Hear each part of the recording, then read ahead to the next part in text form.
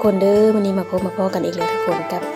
นุ่นน้อสาวลาวทางเล็กสีไปทุกคนวันนี้สิพาทุกคนมาเบิ่งการลำพีหมออยู่ลาวเนาะพวกพระเจ้าฮ้องอะไรแต่ว่าบ้านนุ่นท้องว่าลำพีหมอนะทุกๆปีเดือน4พระเจ้าก็สิมาลำมาฟ้อนแบบนี้ทุกๆปีเลยทุกคนก็สิสืบยอดไม่สืบยอดสืบต่อจากผู้เฒ่าผู้แก่มาแต่เป็นรุ่นสู่รุ่นเนาะก็สิมีไทยบ้านนุชแด่แล้วก็มีไทยบ้านอื่นแด่เนาะมาร่วมกันความจริงก็มี2บ้านในบ้านปลาไหลเขาเจ้ากระลำไปแล้วหมวดหนึ่งอันนี้อยู่บ้านดงท่าทางบ้านนุชก็สิลำอีกแต่ว่าคนที่เขาจะมาฟ้อนก็สิมีอยู่บ้านปลาไหลแด่บ้านไหนแด่บ้านดงท่าแด่เนาะแล้วแต่ว่าผู้ใดสิสะดวกไปฟ้อนทางใดเนาะการลำแบบนี้คือการลำถวายเทวดาบอกเจ้าว่านะลำฟ้อนให้อยู่ดีมีแฮงเป็นว่าหันก็สิฟ้อนมือหนึ่งกับครึ่งมือแรงมือหนึ่งกับอีกมือหนึ่งนี่แหละทุกคนมือคืนมือหนึ่งเนาะกลางคืนมือหนึ่งแล้วก็ตอนกลางวันมือหนึ่งข้าเจ้าก็สิรวมเงินกันออกเนาะค่าต่อค่าเต็นอันครบอันกินก็ได้ข้าเจ้าสิมาลำแบบนี้มันเป็นงานแบบนี้ทุกๆปีเลยก็สิมีเด็กน้อยข้าเจ้าเอามาตัดแบบเอามาตัดกำเนิดเนาะอยู่ลาวข้าเจ้าของตัดกำเนิดอยู่ไทยบางก็จะมีทุกคนตัดกำเนิดแบบผู้นั้นมาเกิดผู้นี้มาเกิดปู่ย่าตายายมาเกิดแล้วมันให้มันห้องแล้วเอามาตัดแบบนี้นะแบบเล็กๆน้อยๆนะเนาะก็ไปมาหนึ่งบัดก็มาเบิ่งบรรยากาศนำกันนะทุกคนว้าวถึกแดดบ่ถึกแดดนึกก็ขออภัยหลายๆไปเบิ่งนำกันเด้อทุกคนมาเบิ่งนำกันเด้อ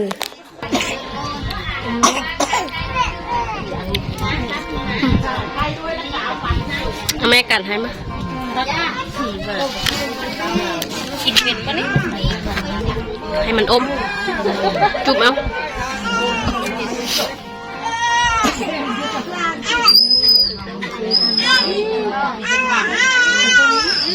แน่น้องหายบ่ค่ะ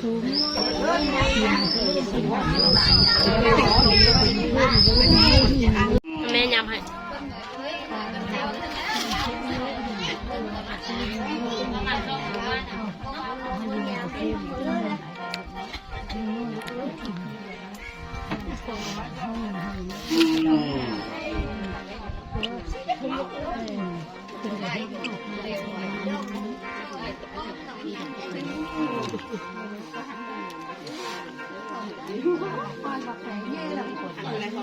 คนแมวคนนี้ครับความจริงพิธีกับเจ้านะทุกคนไม่ได้มีเท่านี้ดอกทุกคนมีหลายเนาะเพราะว่าอยู่ทางในเต็นท์นะสิมีเขาเอิญอย่างน่าผากันนั่นบอกกระโตกเป็นผาขวัญบอกเขาเอิญเป็นอย่างนั้นเป็นผาขวัญเนาะเป็นอย่างสักอย่างหนึ่งที่กับเจ้ามีทูบมีเทียนมีอันไหว้ฮะนะเนาะเครื่องไหว้กับเจ้านะมีไข่มีมีดมีข้าวสารอยู่ในหันนะทุกคนแต่วันนี้ก็ไม่ได้ถ่ายให้เบิ่งขาอุ้มน้องทุกคน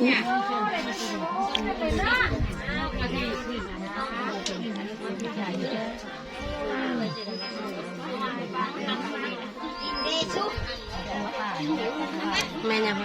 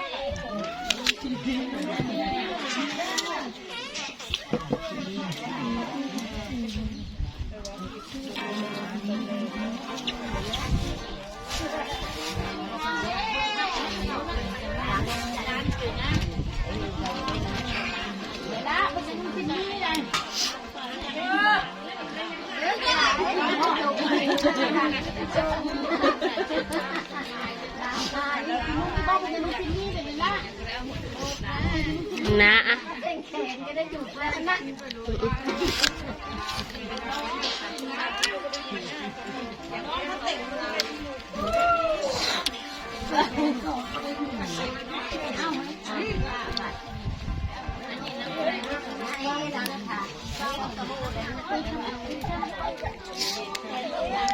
จะนุ่งชิ้นมีมาให้คนน้องน้องไอ้คนน้อง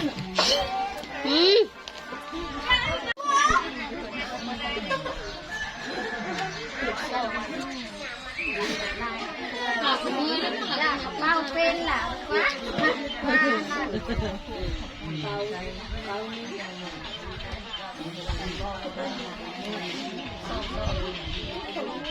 เจ็ด